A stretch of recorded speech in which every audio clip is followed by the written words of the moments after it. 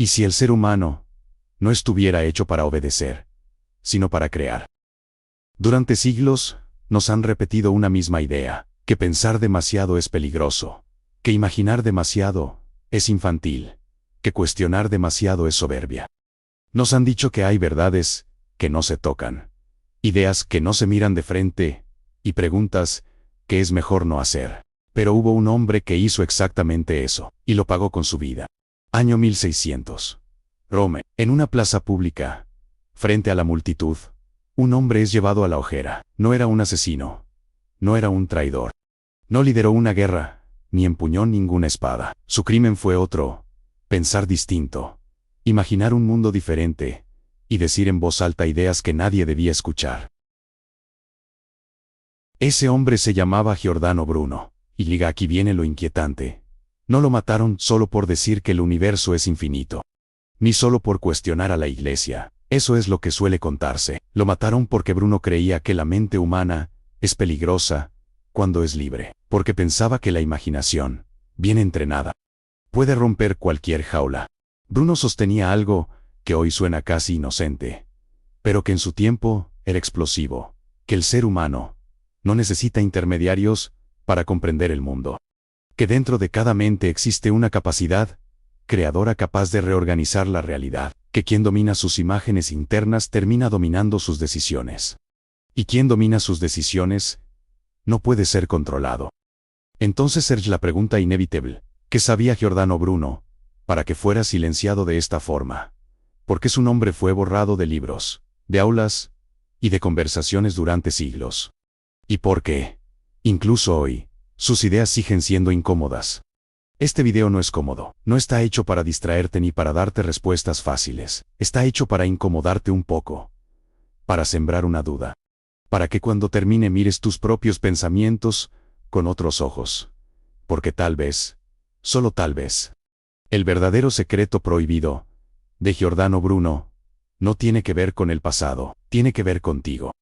Para entender por qué Giordano Bruno fue considerado tan peligroso, primero, hay que entender el mundo en el que nació. Europa, siglo XVI. Un mundo donde la autoridad no se discutía, se aceptaba, donde la verdad no se buscaba, se recibía, y donde pensar por cuenta propia no era una virtud, sino una amenaza.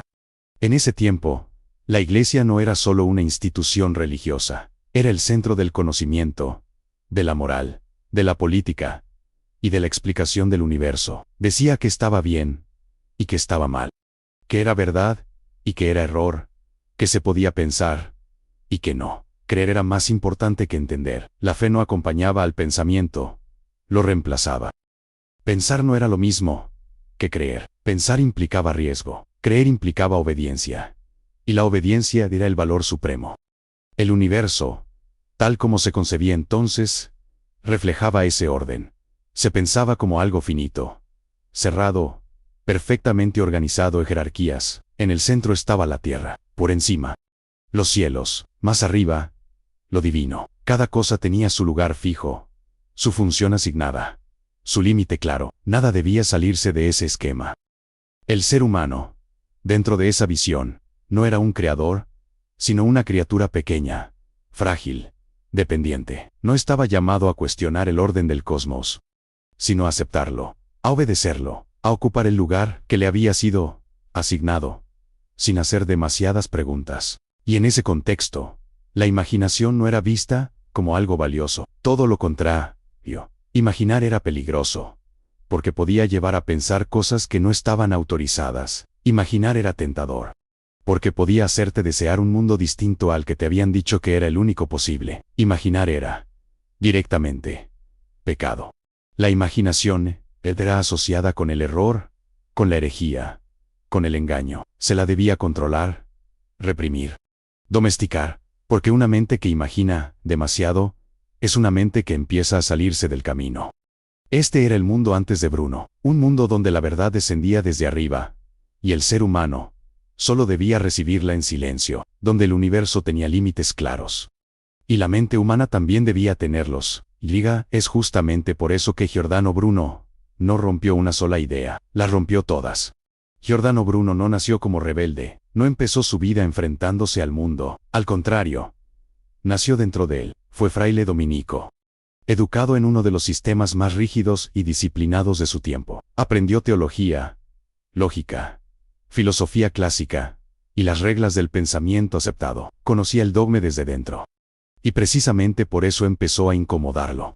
Desde joven mostró una personalidad difícil de encajar. Era brillante, pero no dócil, irreverente, pero no ignorante, incómodo, no porque buscara provocar, sino porque hacía preguntas que nadie quería responder. No repetía ideas, las desarmaba. No aceptaba explicaciones solo porque vinieran de una autoridad. Y eso, en el siglo XVI, era peligroso. Bruno no se conformaba con memorizar verdades ajenas, quería entenderlas, atravesarlas, cuestionarlas. Leía a los clásicos, pero también los discutía. Escuchaba a sus maestros, pero pensaba por su cuenta, y muy pronto eso lo convirtió en una presencia indeseable. Entonces empezó la huida. Italia dejó de ser segura, luego Francia, después Inglaterra, más tarde Alemania, ciudades distintas, idiomas distintos, pero el mismo patrón. Bruno llegaba, enseñaba, hablaba, escribía, y eventualmente tenía que irse, no porque conspirara, sino porque su forma de pensar era demasiado libre para cualquier sistema cerrado. Aquí conviene detenerse un momento, porque alguien tendría que huir solo por pensar, porque Bruno no era un científico moderno, como a veces se lo presenta. No trabajaba con laboratorios, ni con el método experimental tal como lo entendemos hoy. Era algo más difícil de clasificar. Era filósofo, poeta, místico y provocador al mismo tiempo. Pensaba en imágenes, en símbolos, en ideas que no cabían en fórmulas simples. Su objetivo no era demostrar una teoría, sino expandir la mente humana. Bruno escribía para incomodar, para sacudir, para romper certezas. No quería fundar una nueva institución ni ocupar un lugar de poder. De hecho, desconfiaba profundamente de cualquier estructura que dijera poseer la verdad absoluta. Y aquí aparece algo esencial para entenderlo. Giordano Bruno no quería poder, quería libertad. Libertad para pensar, para imaginar, para explorar ideas sin permiso. Libertad para equivocarse, para cambiar, para no encajar. Y esa clase de libertad es, históricamente, una de las más perseguidas, porque una persona que piensa así no se deja domesticar, no se deja encasillar, no se deja gobernar con facilidad. Y ese era, justamente, el verdadero problema de Giordano Bruno. Hasta ahora, Giordano Bruno ya era incómodo, pero lo que realmente lo condenó no fue su personalidad ni su vida errante, fue una idea, una sola, y era suficiente para hacer temblar todo el edificio del poder. Bruno decía que el universo no es finito, que no tiene un borde, ni un límite, ni un final, que no está encerrado en una estructura cerrada y ordenada, sino que se expande sin medida, para su tiempo. Esto no era solo una hipótesis extraña, era una blasfemia. Según Bruno, el universo tampoco tiene un centro, la Tierra no ocupa un lugar privilegiado, no hay un punto fijo desde el cual todo lo demás se ordena, no existe un arriba, absoluto, ni un abajo definitivo. Todo está en movimiento, todo existe en relación con todo. Y si no hay centro, tampoco hay jerarquía natural. El universo no estaba organizado como una pirámide. No había escalones sagrados, ni niveles superiores garantizados, ni un orden eterno, impuesto desde lo alto. La idea de un cosmos perfectamente jerárquico, con Dios arriba, el poder debajo, y el ser humano al final, empezaba a resquebrajarse. Y ahí es donde esta teoría deja de ser astronómica, y se vuelve política. Si el universo no tiene centro, entonces el poder tampoco debería tenerlo. Porque durante siglos, el orden del cosmos había servido como justificación del orden social. Si el cielo era jerárquico, la sociedad también debía serlo. Si el universo obedecía a una estructura rígida, el ser humano debía imitarla. Pero Bruno estaba diciendo otra cosa. Estaba diciendo que el ser humano no es un elemento pasivo dentro de una gran máquina divina, que cada persona es un microcosmos, un reflejo del universo mismo, un espacio donde también habita lo infinito. Y esta es la conexión más peligrosa de todas. Si el universo es infinito, la mente humana también lo es.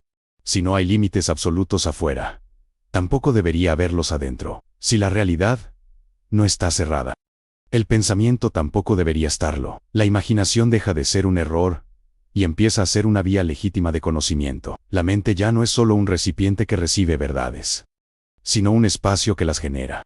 Para las instituciones de la época, esto era inaceptable, porque una mente que se sabe infinita no se conforma con respuestas simples, no obedece ciegamente, no acepta jerarquías solo porque siempre han estado ahí. Empieza a cuestionar, a explorar, a desbordarse. Y eso produce miedo. No miedo al error, sino miedo a perder el control. Aquí es donde comienza el verdadero problema de Giordano Bruno. No estaba proponiendo una nueva teoría del universo, estaba proponiendo una nueva forma de habitarlo, una donde el poder ya no desciende desde un centro único, sino que se dispersa, una donde pensar libremente deja de ser un privilegio y se vuelve una posibilidad real. Y cuando eso ocurre, el miedo institucional despierta. Hasta ahora hemos hablado de ideas que parecían abstractas: el universo, el poder, la jerarquía. Pero aquí es donde Giordano Bruno deja de ser solo un pensador del pasado y empieza a volverse inquietantemente actual, porque su verdadero secreto no estaba en las estrellas, sino en la mente humana. Bruno hacía una distinción fundamental que casi nadie de su tiempo entendió, y que incluso hoy solemos confundir. No hablaba de imaginación como simple fantasía, no se refería a soñar despiertos, a escapar de la realidad o a inventar mundos irreales para huir de ella. Eso, para él, era imaginación pasiva.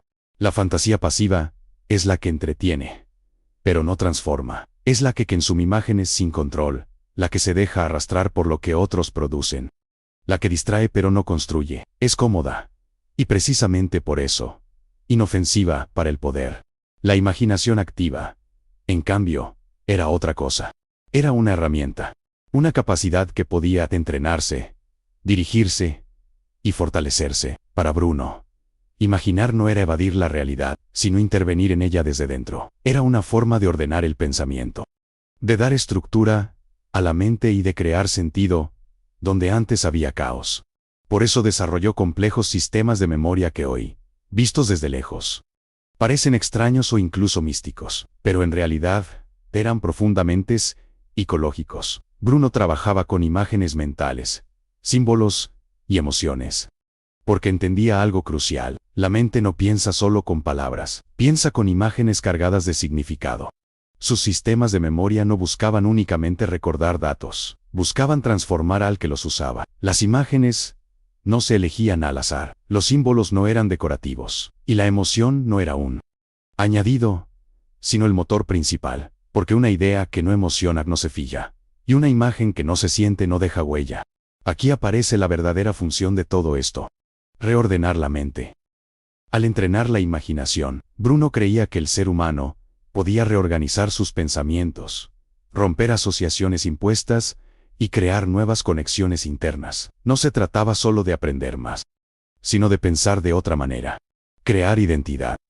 Para Bruno, la identidad no era algo fijo que se recibía al nacer, era algo que se construía desde dentro, a partir de las imágenes que uno cultiva, de las ideas que repite y de los símbolos con los que se identifica. Quien no elige sus imágenes internas, termina viviendo dentro de las imágenes de otros. Dominar la atención. Y aquí tocamos algo peligrosamente actual. Bruno entendía que la atención es poder, que aquello a lo que prestas atención moldea tu mente, tu carácter y tus decisiones. Controlar la imaginación era, en el fondo, aprender a dirigir la atención en lugar de perderla constantemente. Por eso su idea resultaba tan amenazante, porque una persona que domina su mundo interior no es fácil de manipular desde afuera, no reacciona automáticamente, no obedece impulsos ajenos, piensa, elige y actúa con mayor conciencia. Y todo esto se resume en una frase que, reinterpretada hoy, sigue siendo inquietante: quien gobierna las imágenes internas, gobierna el alma. No porque controle algo místico, sino porque controla la forma en que interpreta la realidad, lo que teme, lo que desea, lo que cree posible para sí mismo. En este punto, el espectador deja de mirar a Giordano Bruno como una figura histórica lejana, empieza a reconocerse, a preguntarse cuántas de sus ideas son realmente propias, ¿Cuántas de sus imágenes internas fueron elegidas y cuántas le fueron impuestas? Y ahí es donde el verdadero impacto comienza, porque el secreto de Bruno ya no pertenece al siglo XVI, está ocurriendo ahora mismo, dentro de cada mente que empieza a prestar atención a lo que imagina. Hasta este punto, las ideas de Giordano Bruno pueden parecer provocadoras, incluso fascinantes, pero todavía no explican algo fundamental, porque fue perseguido durante años, encarcelado, juzgado una y otra vez, y finalmente quemado vivo, porque la verdadera amenaza de Bruno no estaba solo en lo que pensaba, sino en lo que volvía innecesario. Bruno no proponía una nueva religión, tampoco quería reformar la iglesia desde dentro. Su pensamiento hacía algo mucho más grave. Dejaba obsoleta la estructura entera del poder espiritual. No necesitaba sacerdotes. Si el ser humano podía acceder a lo divino, al sentido del universo y a la verdad a través de su propia mente, entonces el sacerdote dejaba de ser un intermediario indispensable. Ya no era el único puente entre lo humano y lo sagrado. La experiencia interior pasaba a tener más peso que la obediencia externa. Y eso, en el siglo XVI, era dinamita pura. No necesitabas dogma.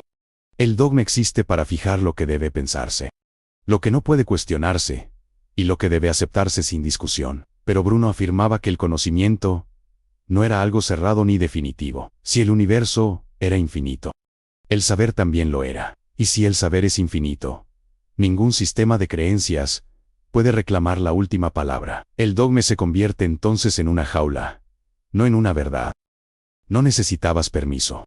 Esta es quizás la idea más peligrosa de todas. Bruno defendía que el pensamiento no necesita autorización, que imaginar, reflexionar y explorar la mente no requiere bendición externa. El simple acto de pensar por cuenta propia se vuelve un gesto de libertad, y un individuo que no pide permiso para pensar es un individuo imposible de controlar del todo.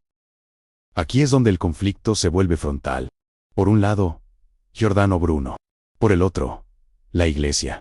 Bruno representaba la autonomía interior, la idea de que el ser humano puede construirse desde dentro, reorganizar su mente y encontrar sentido, sin someterse completamente a una autoridad externa. La Iglesia, en cambio, representaba el control de las creencias, de las prácticas, de la interpretación del mundo y del lugar que cada persona ocupaba en él. No era solo una disputa intelectual, era una lucha por el control de la conciencia. Porque cuando una institución pierde el control del mundo interior de las personas, pierde su poder más profundo, puede seguir imponiendo normas, castigos y rituales. Pero ya no gobierna lo esencial, la forma en que la gente piensa, interpreta y desea. Y aquí aparece el miedo real. No era el miedo a Bruno como individuo, no era el miedo a un solo filósofo rebelde, era el miedo a lo que podía generar, a lectores que empezaran a pensar por sí mismos, a mentes entrenadas para imaginar de manera activa, a personas que ya no aceptaran ideas solo porque venían de arriba. Personas que piensan solas son ingobernables. No porque sean violentas o caóticas, sino porque no reaccionan de forma automática, cuestionan, comparan, eligen. Y un poder basado en la obediencia necesita justo lo contrario: repetición, hábito y sumisión mental. Por eso Bruno no fue simplemente censurado, fue silenciado de la manera más extrema posible, no para corregirlo, sino para enviar un mensaje claro y aterrador. Hay ideas que no deben pensarse, hay límites que no deben cruzarse, hay imaginaciones que no deben despertarse. Sin embargo, el efecto fue el opuesto, porque cada vez que alguien descubre que su mente puede ser un espacio de libertad, el fuego fracasa, el castigo pierde sentido, y la idea prohibida encuentra nuevas formas de sobrevivir. En este punto del video, ya no estamos hablando solo de historia, estamos hablando de un conflicto que sigue vigente, entre autonomía y control, entre pensamiento propio y pensamiento impuesto, entre una mente entrenada para obedecer y una mente que se atreve a imaginar por sí misma. Y es aquí donde la pregunta deja de ser quién fue Giordano Bruno, y empieza a ser qué hacemos hoy con aquello que él se atrevió a pensar. El final de Giordano Bruno no llegó de golpe, no fue una condena rápida ni un acto impulsivo de intolerancia, fue un proceso largo, frío y deliberado, diseñado no solo para castigarlo, sino para quebrarlo lentamente. Durante años, Bruno permaneció en prisión, aislado, vigilado, interrogado una y otra vez por las mismas ideas que se negaba a abandonar. No se trataba de esclarecer la verdad, sino de forzarlo a renunciar a ella. El encierro tenía un propósito claro: el cansancio mental, el desgaste emocional, la repetición constante de preguntas que ya habían sido respondidas. La presión no era solo física, sino psicológica. Se le ofrecía una salida simple: retractarse. Bastaba con decir que estaba equivocado, que sus ideas habían sido un error, que aceptaba la autoridad de la Iglesia sobre su pensamiento. No necesitaban que dejara de pensar como pensaba, solo que lo negara públicamente. Una retractación habría sido suficiente para restaurar el orden. Pero Bruno entendía algo que sus jueces nunca aceptaron. Retractarse no era un gesto administrativo y una formalidad legal. Era admitir que la mente no le pertenecía. Era declarar que pensar por cuenta propia era una falta. Y eso, para él, era una línea que no podía cruzarse sin traicionarse a sí mismo. A lo largo de los interrogatorios, la Iglesia no veía en Bruno a un hombre, sino a un precedente peligroso. Si él cedía, el mensaje sería claro: incluso las mentes más rebeldes terminan obedeciendo. Si no cedía, su castigo debía ser ejemplar, no por venganza, sino por prevención, porque el verdadero enemigo no era Bruno, sino lo que podía despertar en otros. Cuando finalmente se dictó la sentencia, no hubo dramatismo innecesario. Bruno sabía desde hacía tiempo cuál sería el desenlace, y aún así, no mostró temor ni arrepentimiento. En ese momento pronunció una frase que no buscaba conmover, sino revelar una verdad incómoda: tembláis más vosotros al dictar esta sentencia que yo al recibirla. No era una bravata, era una constatación. Él enfrentaba la muerte una sola vez. Sus jueces, en cambio, vivían con el miedo permanente a que las ideas se propagaran más allá de su control. La ejecución fue pública, en el campo de Fiori, una hoguera levantada, no solo para destruir un cuerpo, sino para advertir a todos los demás. El fuego no era solo castigo, era mensaje. Así termina quien se atreve a pensar sin permiso. Así se protacha el orden. Así se silencia la imaginación peligrosa. La multitud observaba, no como testigo de justicia, sino como receptora del miedo. Y después del fuego, vino el silencio. No se habló de Bruno como pensador, no se celebró su memoria. Durante siglos, su nombre fue reducido a una nota marginal, a una figura excéntrica, a un hereje sin importancia. No fue un olvido casual, fue una decisión, porque recordar a Bruno era recordar que el poder puede equivocarse, y que una sola mente puede desafiar estructuras enteras. Pero las ideas no mueren como los cuerpos. Pueden ser enterradas, deformadas o ignoradas, pero no eliminadas del todo. Siguen circulando, transformándose, reapareciendo en otros contextos, en otras épocas, en otras preguntas. La hoguera puede borrar a un hombre, pero no puede borrar la posibilidad que encarnaba. Por eso, siglos después, Giordano Bruno sigue incomodando, no como mártir religioso ni como héroe perfecto, sino como recordatorio de algo profundamente perturbador: que la libertad más difícil de controlar es la que ocurre dentro de la mente, y que el precio de defenderla, en ciertos momentos de la historia, ha sido brutalmente alto. En este punto, el espectador ya no observa el pasado con distancia, empieza a sentir una cercanía inquietante, porque la pregunta ya no es solo qué le hicieron a Bruno, sino qué hacemos hoy con las ideas que desafían el orden, con las mentes que no encajan, con las imaginaciones que no se dejan domesticar. Y esa pregunta queda suspendida, sin respuesta inmediata, preparando el terreno para entender por qué, incluso después de la hoguera, Bruno nunca fue realmente silenciado. Sería tranquilizador pensar que Giordano Bruno murió por un error histórico, por una confusión científica, o por vivir en una época ignorante. Sería cómodo creer que todo se redujo a un debate astronómico mal entendido, pero esa versión sirve solo para tranquilizarnos, porque no es cierta. A Bruno no lo mataron por decir que el universo era infinito, lo mataron por algo mucho más peligroso. Lo mataron por defender la libertad mental. Bruno sostenía que la mente humana no debía ser colonizada, que el pensamiento no podía estar completamente subordinado a una autoridad externa, que imaginar, cuestionar y reorganizar la propia conciencia o eran actos pecaminosos, sino expresiones profundas de la naturaleza humana. Y esa idea sigue siendo profundamente incómoda hoy, porque pone en duda un sistema que, aunque ya no quema cuerpos, sigue intentando gobernar conciencias. Lo mataron por creer en una imaginación soberana. Para Bruno, la imaginación no era un lujo creativo, ni una distracción inocente. Era el núcleo desde el cual se forma la identidad.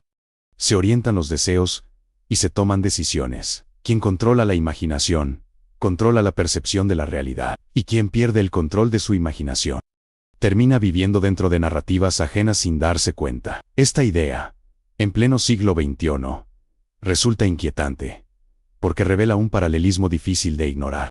Hoy ya no existe una iglesia que monopolice el pensamiento de forma explícita, pero existen otros mecanismos, mucho más sutiles y eficaces. Las redes sociales, plataformas diseñadas para capturar atención, no para expandir conciencia, sistemas que premian la reacción inmediata, la emoción extrema, la indignación constante. Allí, la imaginación rara vez es activa, es alimentada, dirigida, estimulada desde afuera. No elegimos qué imágenes aparecen primero. No decidimos qué temas se repiten hasta volverse familiares. La mente se acostumbra a consumir sin detenerse a ordenar. Los algoritmos, estructuras invisibles que aprenden que nos retiene, que nos enfada, que nos tranquiliza. No buscan la verdad ni el crecimiento interior, sino la permanencia. Cuanto más predecible es una mente, más fácil es mantenerla conectada. Y una mente predecible es una mente que imagina dentro de límites ajenos, aunque crea que elige libremente el pensamiento prefabricado, ideas empaquetadas, opiniones listas para usar, identidades que vienen con manual de instrucciones. Basta con adoptar una narrativa y repetirla para sentir pertenencia. Pensar se vuelve innecesario, imaginar se vuelve riesgoso, cuestionarse percibe como amenaza al grupo. Exactamente el mismo mecanismo que Bruno enfrentó, solo que ahora distribuido en millones de pantallas. Aquí aparece la pregunta inevitable. ¿De verdad somos libres? No se trata de libertad legal ni política, sino de algo más profundo. ¿Elegimos realmente nuestras ideas, o solo reaccionamos a estímulos constantes? ¿Construimos nuestra identidad desde dentro, o la armamos con fragmentos ajenos? ¿Imaginamos por cuenta propia o simplemente reorganizamos lo que otros ya imaginaron por nosotros? Bruno sigue siendo incómodo porque nos obliga a mirar hacia adentro, a preguntarnos cuánto de nuestra vida mental nos pertenece de verdad, porque una persona que domina su atención, que elige conscientemente sus imágenes internas y que se atreve a pensar sin permiso sigue siendo, hoy como ayer, difícil de gobernar. Y esa es la razón por la que Bruno no pertenece solo al pasado. Vive en cada momento en que alguien apaga el ruido externo para escuchar su propia mente, en cada acto de imaginación consciente, en cada pensamiento que no busca aprobación inmediata. El conflicto que lo condenó no terminó con la hoguera, solo cambió de forma. Ya no arde en plazas públicas, pero sigue encendido en cada espacio donde la libertad mental se disputa en silencio. Y ahora, la incomodidad ya no viene de la historia. Viene de una pregunta que no podemos esquivar. Si Giordano Bruno viviera hoy, ¿sería realmente libre, o simplemente estaría rodeado de una hoguera más sofisticada? Después de recorrer la vida, las ideas y el destino de Giordano Bruno, surge una pregunta inevitable. ¿Qué hacemos con todo esto hoy? No como metáfora histórica, no como inspiración abstracta, sino como algo aplicable a la vida cotidiana. Y aquí es importante aclararlo desde el inicio. No hay fórmulas mágicas. No hay visualizaciones milagrosas. No hay promesas de éxito instantáneo. Lo que hay es trabajo mental, trabajo real, incómodo a veces, pero profundamente transformador. Entrenar la imaginación no significa escapar de la realidad. Significa aprender a usarla de forma consciente. La mayoría de las personas no controla su imaginación. La sufre. Imágenes mentales que aparecen sin ser invitadas. Escenarios de miedo, de culpa o de fracaso, que se repiten una y otra vez. Bruno entendía que mientras la imaginación funcione en automático, la mente permanece desordenada. Entrenarla es, ante todo, aprender a elegir qué imágenes se quedan y cuáles no. Una práctica simple, pero poderosa, consiste en observar las imágenes que aparecen cuando enfrentas una decisión importante. No las palabras, sino las imágenes que ves cuando piensas en avanzar, que aparece cuando piensas en quedarte donde estás. La mente suele revelar más, a través de imágenes, que de razonamientos conscientes. Nombrarlas, dibujarlas mentalmente, darles forma, permite tomar decisiones con mayor claridad, porque ya no operan desde el fondo sin ser vistas. Usar imágenes para decidir mejor, no es fantasía, es psicología aplicada. Cuando asocias una opción con una imagen concreta cargada de emoción, la mente entiende el impacto real de esa elección. Bruno trabajaba con símbolos porque sabía que el cerebro responde más profundamente a lo visual que a lo abstracto. No se trata de imaginar resultados irreales, sino de visualizar procesos, consecuencias, estados internos. ¿Cómo te sientes dentro de un año? Y eliges esto. ¿Qué imagen aparece en tu cuerpo cuando imaginas ese camino? Aquí entra un concepto central, la atención como poder. Vivimos en un entorno diseñado para fragmentarla. Saltamos de estímulo en estímulo, de imagen en imagen, sin detenernos a integrar nada. Pero la atención es el recurso más valioso que tenemos. Aquello a lo que prestas atención se fortalece. Aquello que ignoras se debilita. Aprender a dirigirla. Atención es, en esencia, recuperar el control de la mente. Una forma concreta de hacerlo es crear espacios diarios sin estímulos externos. No para meditar de forma mística, sino para observar. 5 o 10 minutos al día, en los que no consumes contenido. No produces respuestas. No reaccionas. Solo observas qué imágenes aparecen, qué pensamientos se repiten, qué emociones intentan capturar tu atención. Ese espacio, pequeño pero constante, empieza a romper la dependencia del estímulo externo.